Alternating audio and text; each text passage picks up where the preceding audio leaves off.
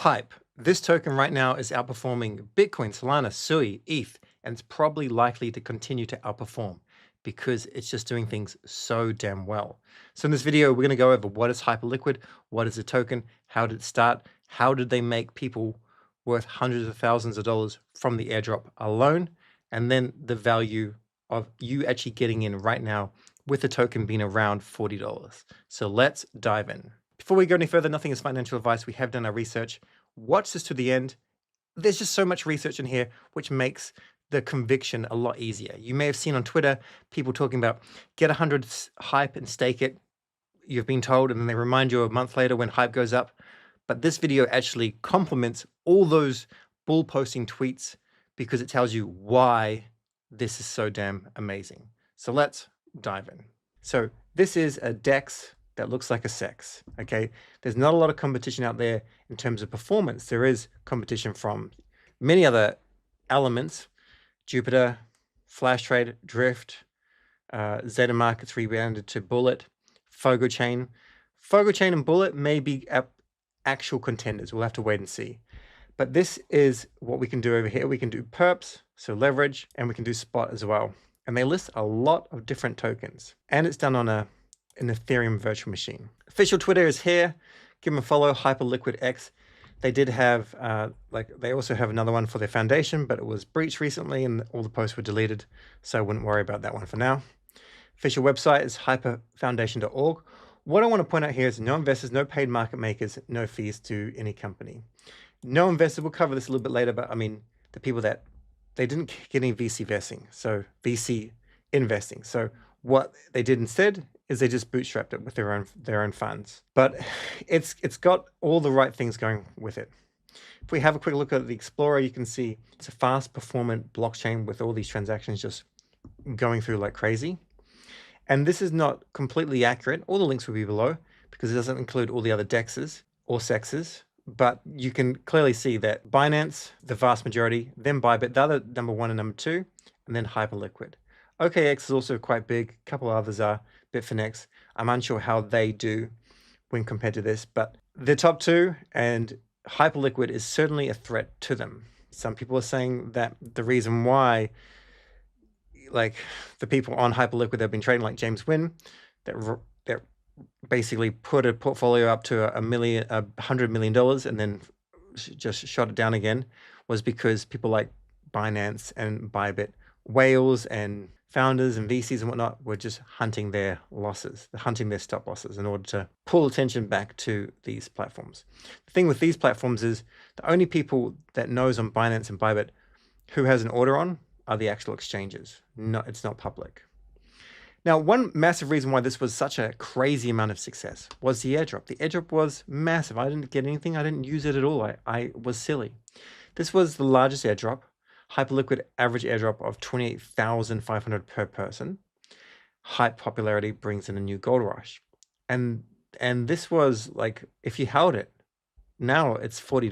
CC2 actually made 800,000 hype, which, remember, hype continued to go up and up and up. And he ended up just retiring because he hasn't been active on Twitter. Like nothing has come out this year, and was just doing absolutely wonderful with his LPing and yield farming and airdrop hunting. And then bam, out of there, which is quite interesting. I mean, look, you got to know, well, he's still replying, but nothing since March. If you want to have a look at the actual Genesis launch of the token, you can check it out. But the biggest thing to keep in mind is 31% was done as a Genesis distribution, which is good because so many tokens and create so many dApps with the token go and create everything, and they go and give out 10% initial supply or something like a really small float. Small float, high FDV. This was the meta of the previous cycle, which made VCs and those smart really, really rich. Everyone else, they just got dumped on. So the tokenomics are pretty damn epic. In terms of lockups, we don't have like the perfect amount of data because I just don't see any perfect data when it comes to locked up tokens. But we can see 31% is unlocked, and then the next unlock is 0.02%, and then, well, some is untracked. But my understanding of all this is you can see here in the untracked, just for full transparency, future admissions, and community rewards, Hyper Foundation, and community grants. So we're not talking about core contributors being given a massive amount that they can then dump on you. What we're seeing is smaller amounts of the tokens starting to be unlocked from November. And so we're at 31% right now. And if we go from November, check this out at 31%, and we just scroll on down until June next year, that's an additional 5%. So nothing too insane, to be perfectly honest with you. But keep in mind, there's always going to be unlocks. Now, it's good to have a look at DeFi Llama, and we can see how well it's doing in terms of its fees and revenue. We've got Tether as a kind of the goats in terms of the fees, and they make a whole lot of money. PancakeSwap's doing well. Meteor is doing very, very well with the fees in the last 30 days, almost 200 million. Pump is down, it was doing very well. Jupiter's down here, and go down a little bit further. We can see fees here, 820,000 last 24 hours, but $69 million in the last 30 days. So, sorry, you can see that now. It's doing well. Now this says this is trade fees and ticker auction proceeds. Note this excludes the HLP Vault and HyperEVM fees. We'll touch on this a little bit in a second. But once again, we've done the best research we can. We cannot track everything because we're just relying on third-party tools, and not everything's completely accurate.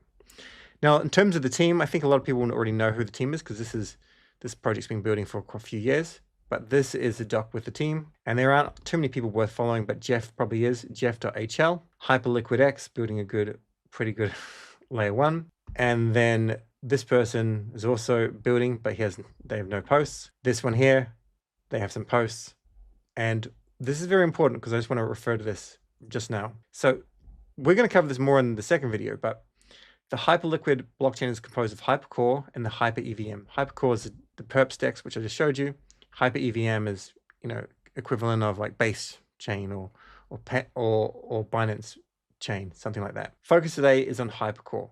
Hypercore is where most of the attention is. So even though in the next video, we're going to cover all the airdrops from the HyperEVM, still suggesting if you're going to do trading, you probably want to be trading over here because you're probably going to be rewarded, to be perfectly honest. Hyperdash, let's have a quick look at the statistics, see if it loads for us. Here we are. So you can see the fees, sizable, like 7-day fees, 12 million, 30-day, 55 million.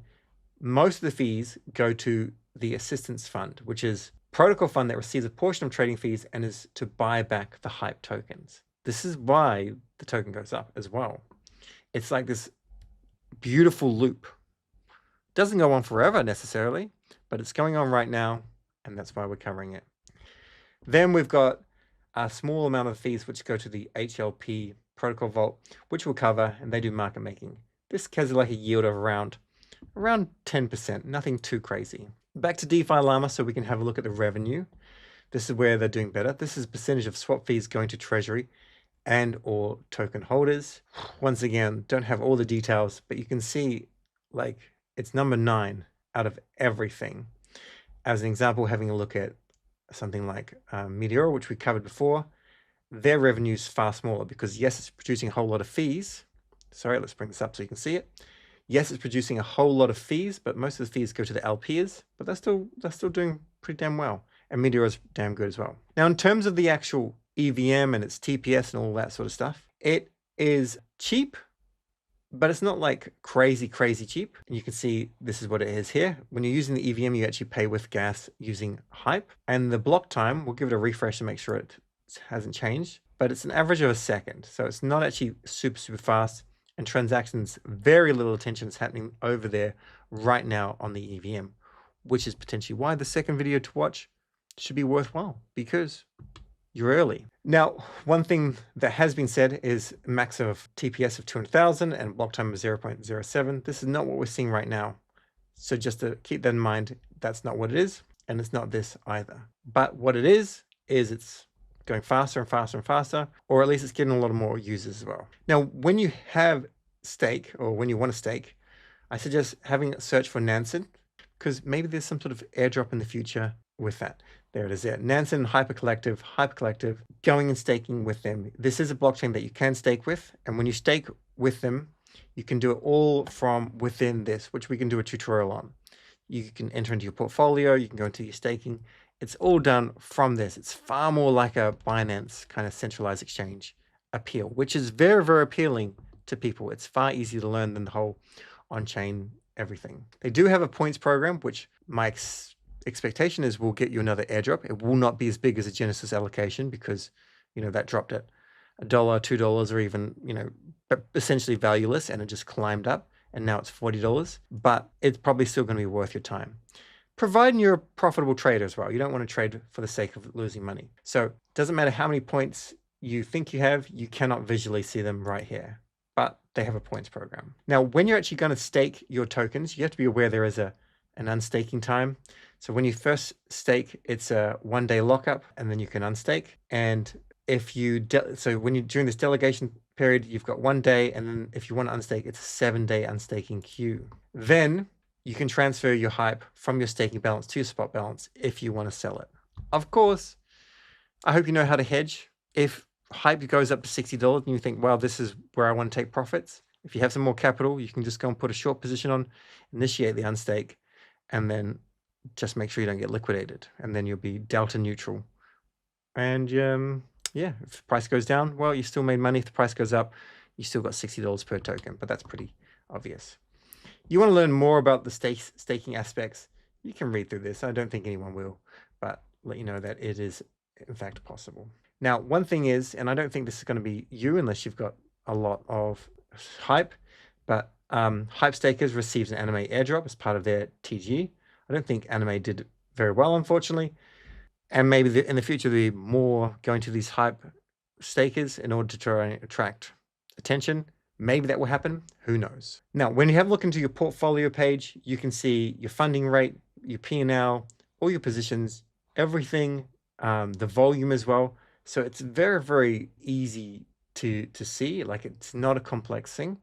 It still can do with a tutorial, which we can cover, but this is just getting you to dip your feet in. You can also go and put funds into vaults. So if you want to jump into the HLP vault, which I would not suggest because it's earning less than 10% APR, that is not very massive, to be perfectly honest. Alternatively, like, you can go into the JLP or HLP on Solana vaults.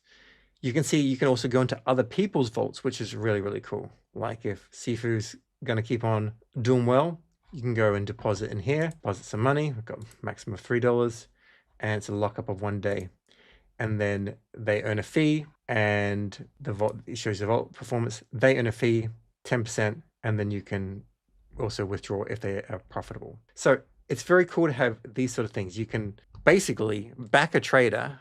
It's in the best interest for a trader to do well, but remember, they don't always. There's someone called Rectober that has lost millions on this by just being crazy. Now, there is a fee system as well, and if you are bullish on this, you can stake from the same account that you trade from, which is pretty unique because, like, if you're staking on Solana, as an example, you stake your Sol, you stake with validator.com, of course.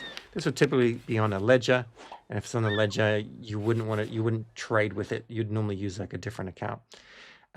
You can still do this similar approach over here, but if on Hyperliquid, you want to have your staked hype on the same wallet that you're actually trading with. And you can see like your tier here, the perps fee tiers in terms of what fees and the spot fees. And if you want a discount, just stake. Obviously diamond, probably not going to happen, but you could probably get to bronze, wood or bronze, and you'd be golden. And in terms of the way to volume, look, I wouldn't go anything crazy. Look, try to be a profitable trader if you're going to trade. That would be the number one bit of non-financial advice. Now, I can't find everything that I want to find out on Messari. As an example, how is the team compensated? It seems as though they're compensated via just like hype tokens, the hype token going up in value, and then they get unlocks and they can sell them. So unsure exactly how it all works. That part I just don't have all the information on. The other thing is, pretty damn soon, Infinex will be available as Infinex Connect, which will allow you to connect easily, I'm pretty sure. Infinex Connect is also going to work with Fogo Chain, which, as you may know, I'm bullish on. But for Hyperliquid, there's no harm in trying different places, backing different horses. Right now, Hype is the fastest horse out there, and it's probably worth backing because of that. That's a bit of an overview. I think it's worth learning. I'm sorry I didn't cover it earlier, but I hope this has condensed it all. And in the next video, we're going to go over a couple of things. We're actually going to have 2 more videos. One's going to be how high can hype go? The second one will be discussing the HyperEVM, the pros and the cons, and the different airdrop opportunities out there. Thanks very much for watching. Catch you next video. Cheers.